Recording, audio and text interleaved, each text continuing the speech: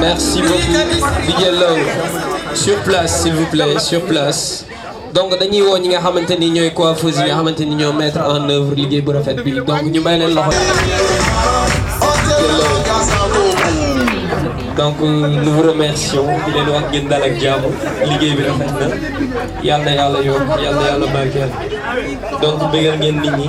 parce que. ñu mag ñi rek la ñuy génnee télé jeu talent yëpp dañu leen suul yéen ngeen ñëw jàppale Macky Sall ci lii ndax moom yéen ñu mel ni yéen la soxla li fi am yëpp du kenn ku ci dërëmam dugg yéenay génnee def seen poste def seen lépp macha allah bëgg rek nit ñi dem chômage bi wàññeeku taxawaale bi wàññeeku bi dem bi wàññeeku lii ngeen def moom dañ leen di ñaanal yàlla ngeen am avancement lii yàlla bu mu dellu ginnaaw na continuer parce que ñun ñëpp gis nañ ci suñu bopp ñuy wax tamit ci liggéey bi man tey sama coiffeuse mu ñëwee daal ni ma dama ne ko 8 heures na nga xëy ñëw ndax dangay coiffé te dafay jël temps bi mu ñëwee dafa ñëw xool mèche lindaare daal di may ree ma ne ko ma yow ni nga ñàkkee xorom looy ree yow 8 heures laa la munoo ma bàyyi ba 5 heures nga woo ma ne ko 5 heures yow nga war a ñëw coiffé du muy jëlee temps mu ne yow xanaa xamoo li ci lindaar mu ne ko déedéet man damaa yàgg nag moo tax xamu li ci lindaar mu ne lindaar léegi seen liggéey bu ma tee 5 minutes ci yow la 3 minutes ma ne ko yow da ngay caaxaan nag fi def loo xam ne bu yeggee ñu reetaan ko mais ci 2 minutes 3 minutes coiffé na ci sama ndaw si coiffé boo xam ni man damaa toog na tudd yàlla man na ko ñun xewi nañu yàgg nañu mais su lindaar man su ma ko léttuwulee du ma sentir sama bopp moo dindi woon sama musóor léegi léttu naa def na 1 mois liisalu ma ko lukkatuma ko waaye teewul bu ma ko dindee danga naan létt yi léegi lañ ko létt lépp ndax meesu lindaar ca kaw ca kanam rek macha allah jërë ngeen jëf jaxaay bi terminé si 26 bi ci rond-point bu mag bi foo laajte salon Nafissatou Diallo rek ñoo la moo ngi nii ku bëgg baax si 31 wala nga bëgg gekk rek woo nañ la ñëw te gratis lañ la koy defal nag promotion lañ nekk waaw maa ngi nuyu ñëpp di ziar ñëpp di jox ñëpp seen wàccuwaay di nuyu suñu yaay yi fi nekk suñu mag yi suñu rakk yi ak suñu papa yi di sant yàlla bu baax ba ñu fekkee bis bi di sant waa Jëm Production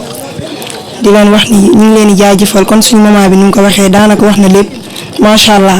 yéen a ngi jàppale jeune talent yi wax dëgg yàlla lii moom c'est la première fois ma def ko c'est la première fois ma participer donte sax xawoon naa rejeté mais sant yàlla ba ñu mayee force ba ñu mënee ñëw yegg si fii waaw di sant ñëpp di gërëm ñëpp di wax ñu ne ay ndaw lañu dañuy soog a door xamuñu dara dañuy jàng ñun nag yàlla dafa def dañuy def suñu formation en coiffure yàlla def ñu génn ba am suñu diplôme ubbi suñu salon di góorgóorlu di ñaan yàlla nag fi ñuy séntu suñu maman yi ñu dem fu ko raw waaw macha allah di sant bu baax di sant bu baax suñu kobaay bi nga xamante ne moom laa jël donte man yor naa kii salon mais en même temps damaa nekk école de formation di jàngale en même temps fi ma génnee fa lañ ma jël ma fay jàngale en même temps kii ma jël nii sama élève la foofu ci école de formation bi. macha allah di sant yàlla baax ñun nag ay ndaw lañ bëgg ku ñu jàppale ku ñu dooleel yàlla def tamit ñu gën a xarañ ci mbir mi dañuy jàng rek ba tey ci jàng lañ nekk man nag maa ngi tudd Mame Diarra Bousso maa ngi dëkk Unité 15 sama mag na Goy Gueye Cheikh Bousso sopp Sëñ Fallou waaw ñu gën maa xamee si Jaja make-up macha allah di góorgóorlu bu baax ci make-up yeeg ak nga xamante ne mooy mode yu bees yi ñu génnee.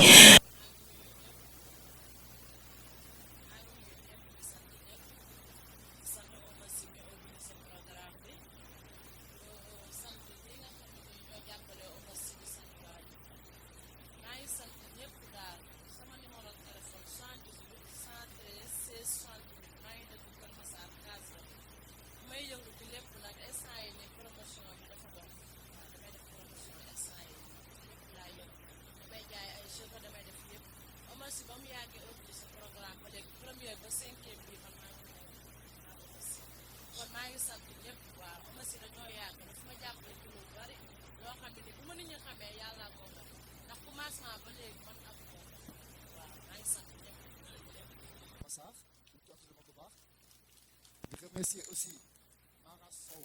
bi nga xam ne opérateur économique la c'est un travailleur c'est un combattant.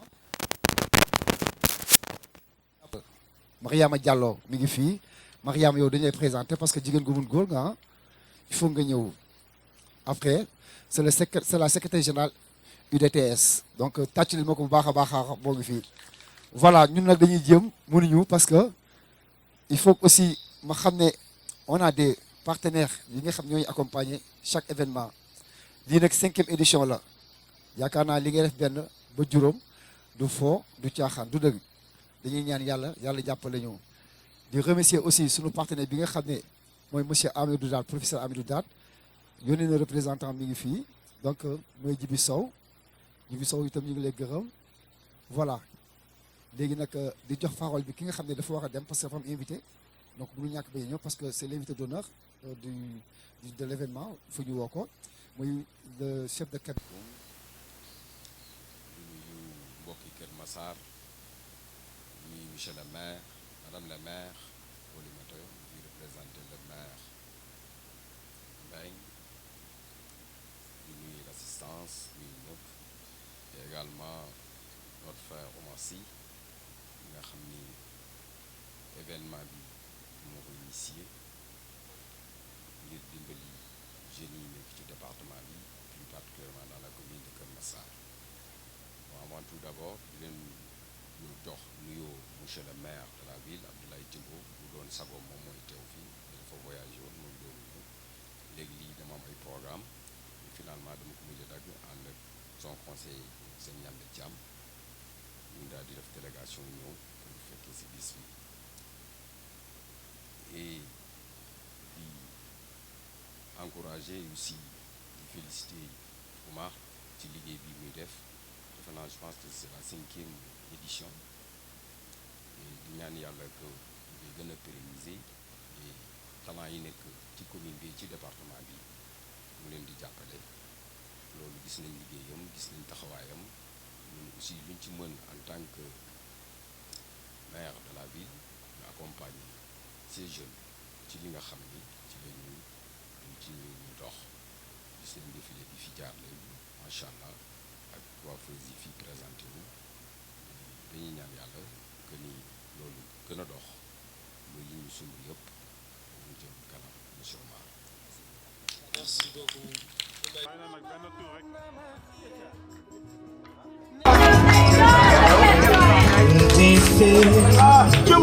Si un te fez,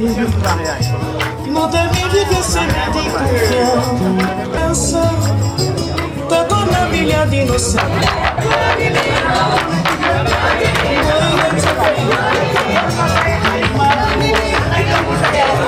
Un te fez, si un te fez, no te olvides de sentir confianza. Não era mais visão para sobreviver nas tormentas.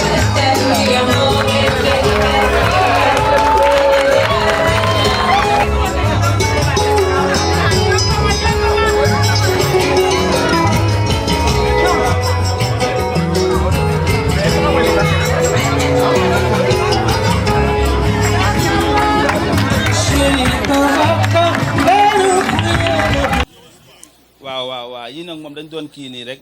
dañ doon fonoon rek ba ñawaale ko mais waaw yii moom ci 2 jours lañ ko ñaw wax dëgg yàlla ci 2 jours lañ ñëw yëpp waaju ñu ko daal billaahi 2 jours daal lañ ñëw lépp parce que taluñu ko dañoo newoon ci ay ñëw xew mais 2 jours daal lañ ñëw lii lépp wax dëgg yàlla may kontaan trop nag ci ñi ma àndal ñëpp ñoo ma jàppale daal vraiment waaw ñun moom ñu ngi Kër Massar Ecobank bi unité 2 waaw numéro téléphone bi 77 158 45 24 waaw 76 614 83 55 waaw ñu ngi woo ñëpp nag. ñun nag ci syndicat la ñuy liggéey di liggéey ngir acteur yelleefu travailleurs yi ci loolu la ñuy liggéey katal travailleur liggéeykat di liggéey aussi ci affaire entreprise parce que mënoo nekk fenn di liggéey foofu di ko yàq loolu mooy tubaab di wax ne être sur une branche et le scier su boobaa yow da ngay daanu kon nag man rafetlu naa vraiment manifestation bi nga xam ne Omar Sy moo ñu ci invité marraine syndicat bi kontaan nañ trop ñun nag jeune talent yi moom maay secrétaire généralu syndicat bi man maa gën a nekk jeune au niveau du Sénégal comme secrétaire général et je suis la seule femme secrétaire générale ici au Sénégal aussi bon maa ngi rafetlu vraiment jotaay bi di wax ne xale yi en avant parce que la jeunesse mooy l'avenir d'un pays te jeunesse du Sénégal aussi mooy suñu avenir kon nag maa ngi rafetlu vraiment jotaay bi di wax Omar Sy en avant dinañ leen jàppale fu ngeen nekk dee leen ñu woo incha allah ñu ngi seen ginnaaw ñu ngi seen kanam merci beaucoup.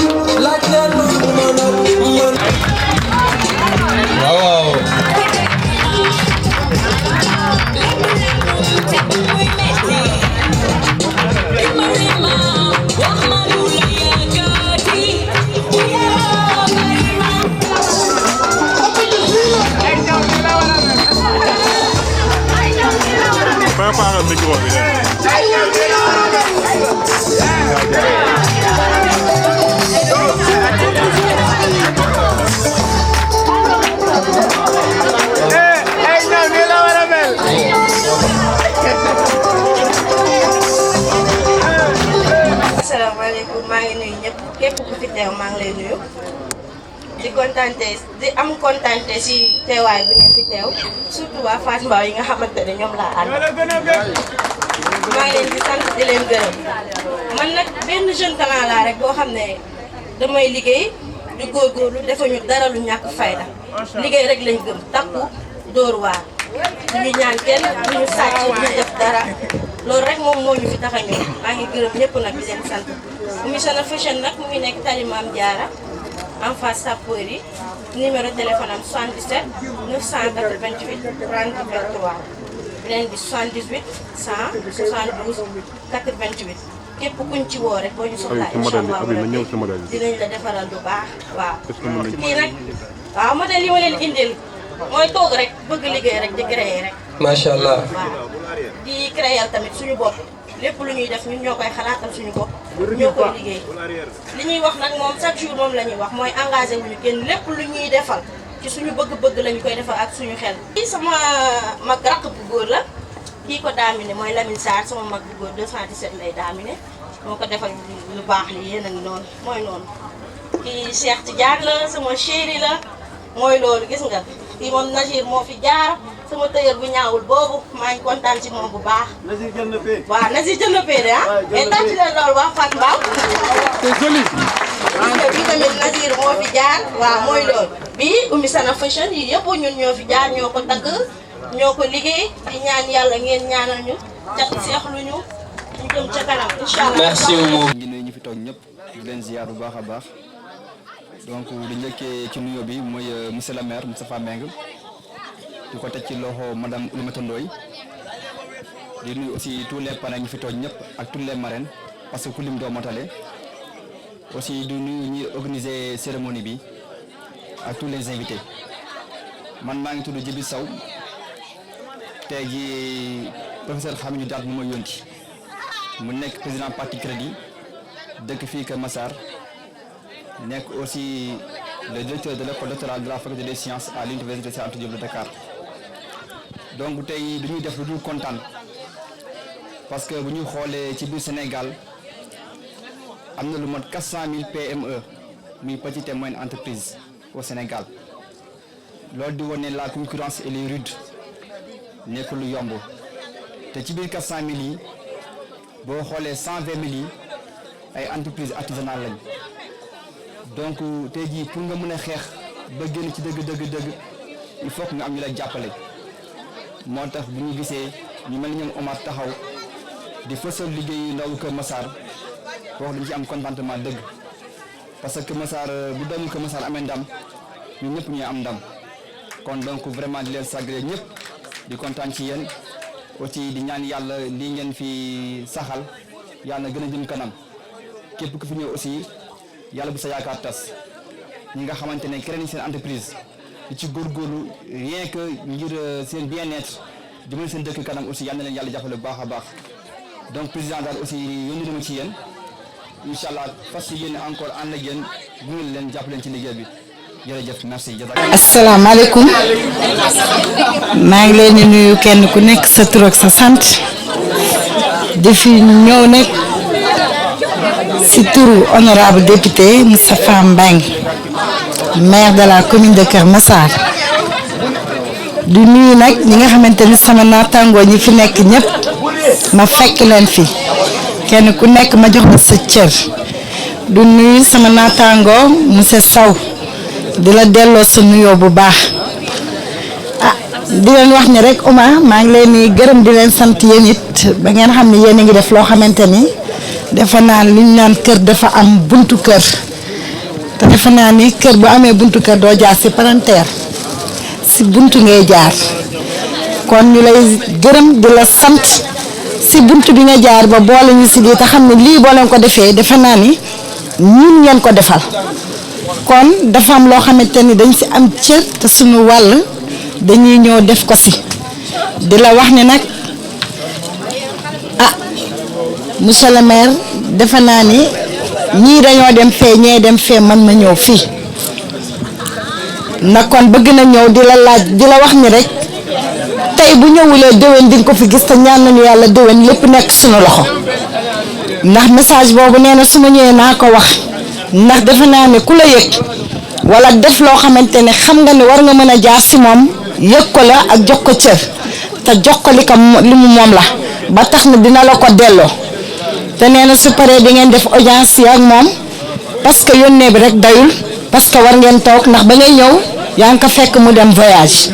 wala déet Omar yaa ngi dégg lool kon loolu moo tax fu mu nekk nee na bu lii paasee ngeen ñëw toog di ngeen wax man nag première adjointe au maire de Kër Massar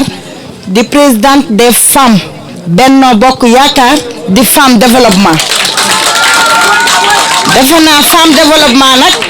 suñ ko woowee si lii si sawar ak ñëw defe naa ni maa ngi doog a ñëw man it maa ngi doog a gis seen invitation ak ngeen boole ma si marraine yi ndax liñ naan bu la nit boolee si dara nga ñeme ñëw bu la nit boolewul doo ñëw te defe naa nag dama fi nekkal commune bi ni ma fi nekkalee commune bi mooy am na loo xamante ne mënul nekk sama ndodd ma di ko doxee duma si bokk te bu ma si nit boolee ma ñëw su ma si nit boolee te ma xam ne fii war naa fi am taxawaay tamit am naa mat ñëw ndax defe naa ne mënoo nekk si commune gi am loo fi doon ba pare doo si am taxawaay di la wax ni nag en tant que femme de développement maa ngi si biir en tant que nag responsable des femmes commune de Kër Massar fii am naa fi parole am naa fi part am naa fi war a am taxawaay goo xamante war naa jàppale jigéen ñi nga xamante ni tey kontaan naa. macha allah kontaan naa si ñoom parce que liñ naan jigéen baax na góor baax na waaye jigéen a ko raw ndax boo xoolee ñun jigéen ñi ñoo yor kër yi ñooy sàmm xale yi waaw tàccu leen seen bopp bu baax ndax lu tax tàccu leen seen bopp mooy yéenay jàmbaar ndax yéenay jàmbaar ndax na ngay xool fii tey boo compter jigéen ñi ñoo fi ëpp te liñ fi sol rek classe la te da leen jàpp ba dañoo am affinité war a dem tey ji ñawlu ju ndax seen sañse bi bu mu rafet si ñoom dafa am loo xamante ni nag dama bëgg góor ñi xam ni dañ ni woon parité bi nag dafa naa ne arrangé na leen ndax bañ naan parité ba léegi ñu mënu woon feeñatul si ñoom ñi mën tamit feeñatul ndax jigéen ñi jàmbaar yi ne si kanam naan jëf rek bëgg jàmbaar ak bëgg ku leen ñaanal te ñun dañuy sàkku rek seen ñaan yéen góor ñi bu leen soxor si loolu ñun mën nañ ko am nañu xol bi te xale yi xam nga ne tey jii lu ñu soxla dañ ñaan yaay loolu rek nag dafay loo xamante ne xoolaat leen seen bopp kon nag maa ngi leen di sant di leen gërëm